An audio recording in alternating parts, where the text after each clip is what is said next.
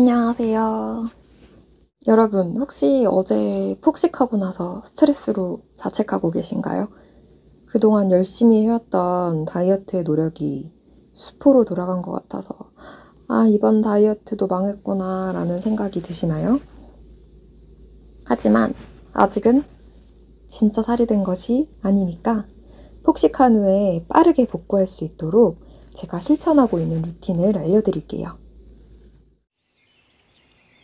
저도 평소에 식단 관리랑 운동을 되게 열심히 하다가도 하루 이틀씩 꼭 이제 갑자기 입이 터져서 피자, 과자, 아이스크림, 치킨 이런 것들을 먹어가면서 폭식을 하고 나면 정신 차리고 나서 후회를 하면서 이제 막 괴로워할 때가 있습니다.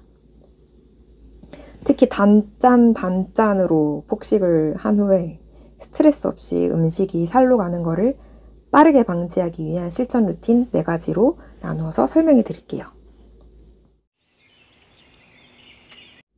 첫 번째, 물 많이 마시기. 폭식을 한 다음에는 하루 동안 2리터 이상의 물을 마시는 것이 중요합니다. 물을 많이 마시면 체내에 쌓인 나트륨이랑 독소를 효과적으로 배출할 수 있어요. 이렇게 하면 몸이 부었을 때 그 부은 게 살로 전환되는 것을 막아줍니다. 우리 몸은 수분이 충분할 때 신진대사가 되게 활발하게 이렇게 이루어져요.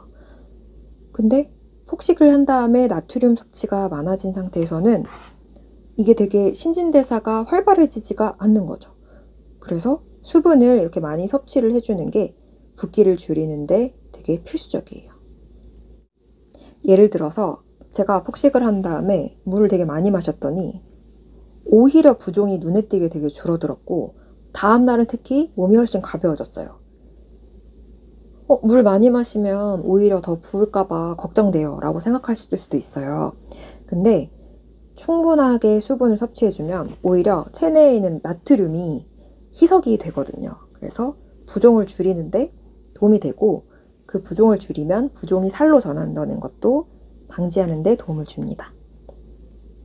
근데 만약 물을 마시는 게 좀 부담스럽다. 그러면 그 2리터를 아침, 점심, 저녁 나누어서 이렇게 조금씩 나누어서 마시거나 아니면 허브티, 이런 허브티나 요즘 차가 되게 종류가 많잖아요. 그런 이뇨 효과가 있는 음료를 선택하는 것도 되게 좋은 방법이에요. 다음 2번째, 가벼운 유산소 운동. 폭식 후에는 강도 높은 그런 운동보다는 걷기나 가벼운 조깅 같은 유산소 운동을 30분 정도 해보는 게 좋습니다. 유산소 운동은 몸의 순환을 촉진시켜서 부종을 빨리 줄이는데 효과적이에요. 폭식을 한 다음에는 그리고 몸이 이미 소화를 하는데도 많은 에너지를 사용했기 때문에 이제 무리하게 운동하는 것보다는 가볍게 운동해서 몸의 순환을 도와주는 게 되게 중요하거든요. 그러면 몸의 붓기도 줄어들고 전체 그 순환 과정에 그 몸이 정상 상태로 돌아가는 데 도움이 됩니다.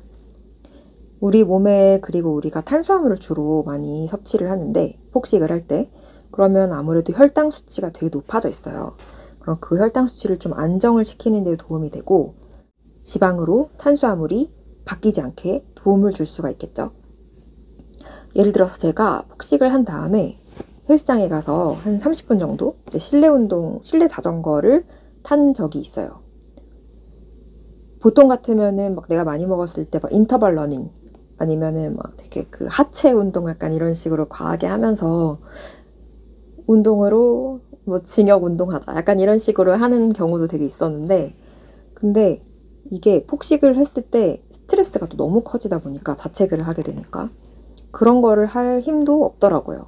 그래서 실내 자전거 30분 정도 타고 아니면 천국의 계단 20분도 좀 힘들긴 한데 10에서 20분 정도 이렇게 해본 경험이 있는데 근데 이렇게만 해도 땀이 되게 많이 나면서 체중이 그렇게 많이 증가하지 않는데 도움을 주더라고요. 특히 저는 실내 자전거 탈 때 좀 지루해서 휴대폰으로 이제 폰게임 이런 거를 하기도 하고 뭔가 아껴놨던 그런 유튜브 영상 같은 거 재밌는 걸 보면서 그 시간이 지루하지 않게 만들어주는 편이에요. 만약에 헬스장에 가기 어렵다 이러면 집 앞 산책이나 가벼운 조깅을 할 수도 있고 아니면 분리수거를 한 다음에 걸어 올라가는 거죠. 아파트나 만약에 오피스텔에 사시는 경우에는 그렇게 해준 날 오히려 살이 더 빨리 빠지는 걸 제가 느꼈습니다. 폭식 후에 더 긴 시간 동안 막 빡세게 운동해서 칼로리를 태워야 하지 않나요? 라는 생각이 들 수도 있어요. 근데 과도하게 운동을 하면은 오히려 몸에 부담을 주고 이게 피로랑 스트레스를 같이 증가시키니까 그 다음 폭식으로 이어지게 될 수도 있거든요. 그래서 가벼운 유산소 운동을 통해서 몸을 천천히 회복을 시켜주는 게 중요합니다. 그리고 운동을 한 다음에는 충분한 스트레칭을 해서 근육의 긴장을 풀어주는 것도 되게 좋은 방법이에요. 세 번째, 저염식 식단을 유지하는 겁니다. 폭식을 한 다음에는 저염식으로 식단을 구성하는 게 필수적이에요. 나트륨 섭취가 많으면 아까 첫 번째 방법 말씀드릴 때 얘기해드린 것처럼 체내에 수분이 축적돼서 부종이 유발되거든요. 근데 저염식을 식단을 하면 이런 부종을 예방하는 데도 효과적이에요. 나트륨이 수분을 몸에 끌어당겨서 몸에 축적시키니까 이거를 반대로 만들어줘야겠죠. 그래서 저는 주로 폭식한 다음 날은 오트밀에 물을 부어서 전자레인지 한 2-30초 돌리고 블루베리를 넣어서 먹거나 아니면 위트빅스 같은 그런 엄청 무맛의 크래커를 두유에 말아서 이렇게 먹기도 해요. 저염식을 하면 음식이 맛이 없을 것 같아요 라고 생각을 할 수도 있는데 이런 식단을 시도하기가 좀 어려우시면 뭔가 신선한 그런 과일이나 채소를 활용하셔서 소스 대신에 요거트를 뿌린 샐러드를 이제 만들어 두셔도 충분히 맛있고 건강하게 드실 수 있을 것 같아요. 그 다음 네 번째, 뜨거운 목욕이나 사우나. 폭식 후에 살이 되지 않게 하는 효과적인 방법 중에 하나가 이제 뜨거운 목욕이나 사우나예요.